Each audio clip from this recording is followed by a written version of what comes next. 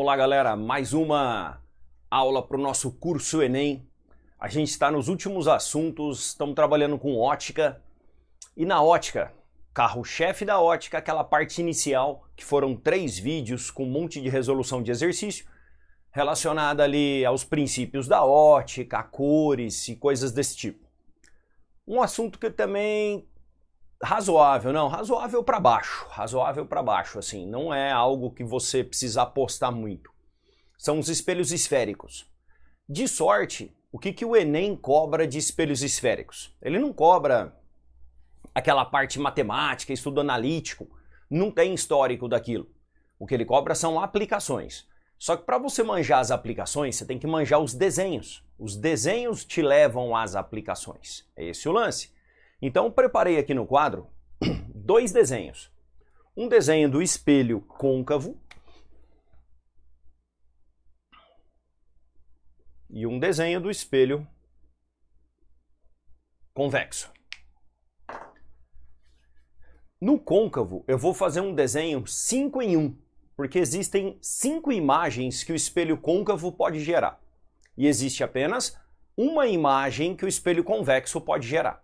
Então, vou mostrar para vocês as 5 imagens do espelho côncavo em um único desenho e depois uma única imagem do espelho convexo. Fica um desenho meio cheio de coisa, mas você ganha tempo com isso. Então vamos lembrar. Aqui a gente tem o eixo principal. Deixa eu pegar um espelho aqui, ó, que daí eu já vou te mostrando. O eixo principal, ele é um eixo imaginário. Aqui, ó, esse daqui é um espelho côncavo. Tá? Você tá vendo um espelho côncavo. O eixo principal, ele é um eixo imaginário aqui, ó, tá? Que sai dessa parte do espelho, bem no meio do espelho. Então o eixo principal tá aqui. Aqui é o espelho, então ele é colocado nessa posição, tá de lado. E o objeto vai ser alguma coisa que está aqui na frente do espelho, sobre o eixo principal. O objeto a gente coloca uma seta por motivo de facilidade, mas pode usar qualquer coisa para fazer o desenho. Lógico que quanto mais complexo o objeto, mais complexo o desenho também. Nós usamos 2 raios de luz, chamados de raios notáveis. É um raio que vai paralelo ao eixo principal e ele reflete passando pelo foco. Então todo raio que vai paralelo reflete passando pelo foco. E o outro raio, ele bate no vértice do espelho e reflete com o mesmo ângulo. Aqui a gente já tem a formação da primeira imagem. Essa primeira imagem, ela está fora do espelho. É essa imagem que você está vendo da câmera, ó. Essa imagem da câmera, ela está de cabeça para baixo e pequenininha. A imagem de cabeça para baixo e pequenininha é essa daqui, ó. Real invertida e menor. Agora acredite, cara, essa imagem que você viu da câmera, ela tá fora. A imagem da câmera, ela tá fora do espelho. Então essa imagenzinha que você tá vendo aqui, ó, na verdade ela não tá lá no fundo do espelho. Ela tá aqui para fora do espelho. É que como você tá vendo isso com uma única câmera, você não tem a noção da distância. Então você não consegue perceber isso. Mas a imagem está fora do espelho. Tanto é que uma imagem real eu posso projetar em algum lugar. Se eu pegar um objeto muito longe mesmo, lá no infinito, onde que a imagem dele vai ser formada? A imagem dele vai ser formada no foco. Então, isso faz com que um espelho esférico côncavo sirva para concentrar raios solares. Se o objeto está no infinito, a concentração dos raios solares se dá no foco, onde, dependendo do tamanho do espelho, eu consigo gerar até fogo, inclusive. Aí é o tamanho do espelho que manda. Quanto maior é o espelho, mais concentração de luz vai ter. No segundo caso, a gente coloca o objeto em cima do centro. Objeto 2. Aí, o primeiro raio já está feito. Ele vem paralelo, reflete passando pelo foco. O segundo raio, eu bato ele lá no vértice, vou usar uma reguinha aqui.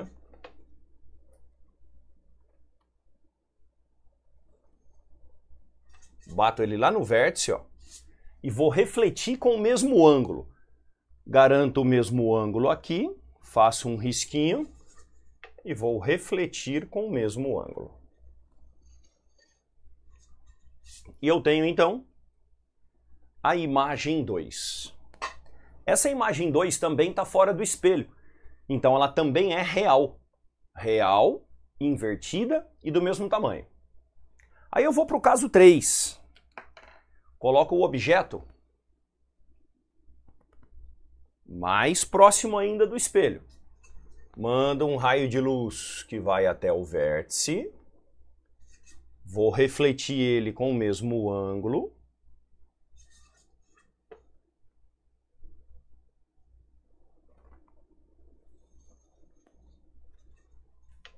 Vai dar lá embaixo, cara.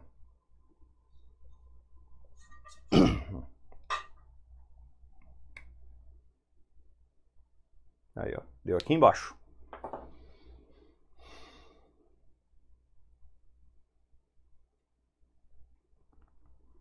Uma imagem grandona aqui, cara. São as 3 imagens reais formadas pelo espelho esférico côncavo. Então, ele forma 3 imagens reais. Uma pequenininha, forma uma imagem do mesmo tamanho e forma uma imagem maior.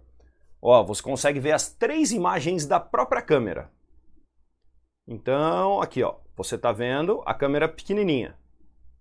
Aí, conforme eu aproximo, ela já está aí praticamente do mesmo tamanho. E se eu aproximar mais, você já viu que ela está ampliando bastante. Você consegue ver só um fiozinho da câmera, só um pedacinho dela. Só que dela distorce, né? Mas ela está ampliando bastante. Então você viu ali as 3 imagens. Mas eu posso continuar aproximando. Eu posso colocar o objeto em cima do foco.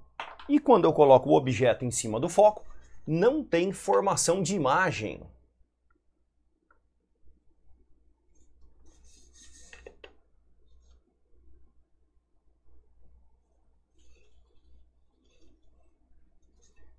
Esse raio vermelho é paralelo ao raio preto, então não forma imagem.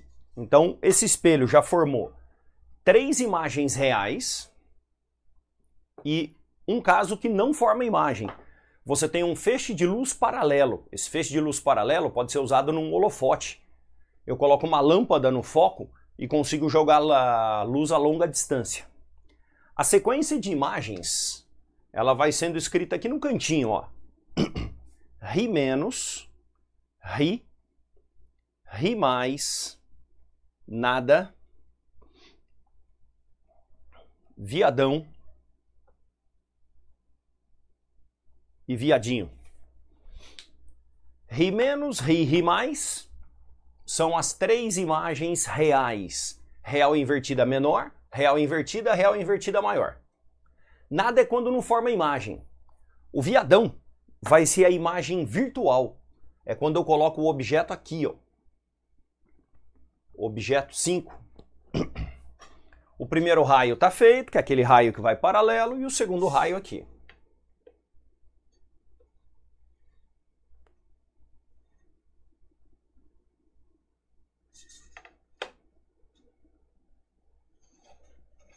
Tá aí. Esse raio aqui, ó. E esse raio, eles não se cruzam no lado real, mas eles se cruzam no lado virtual. Então a gente volta aqui, ó, e faz um pontilhado. E aqui eu tenho a formação da imagem 5. Essa é a imagem 5. A imagem 5, ela é um espelho de aumento. Se eu colocar o espelho bem pertinho da câmera, aí você vê ela de cabeça para cima e ampliada. Tá? De cabeça para cima e ampliada. É o caso 5. Então o caso 5 é uma imagem dentro do espelho virtual, de cabeça para cima e grandona, que a gente chama aí de viadão, virtual, direita e maior, grandona. Legal? Até aqui tá indo? Agora vamos falar um pouquinho da imagem do espelho convexo. Então o último caso é assim. espelho convexo, coloco um objeto aqui, objeto 6, em qualquer posição, porque não tem nenhuma marcação aqui. E faço os dois raios de luz. O primeiro raio, ele vai paralelo ao eixo principal. Só que agora ele não consegue passar pelo foco, porque o foco está aqui dentro. Então ele reflete na direção do foco.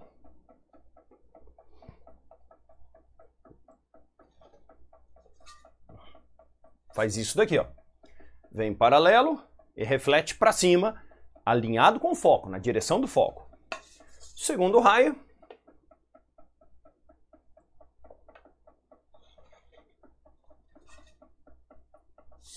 Bate aqui no vértice e reflete com o mesmo ângulo.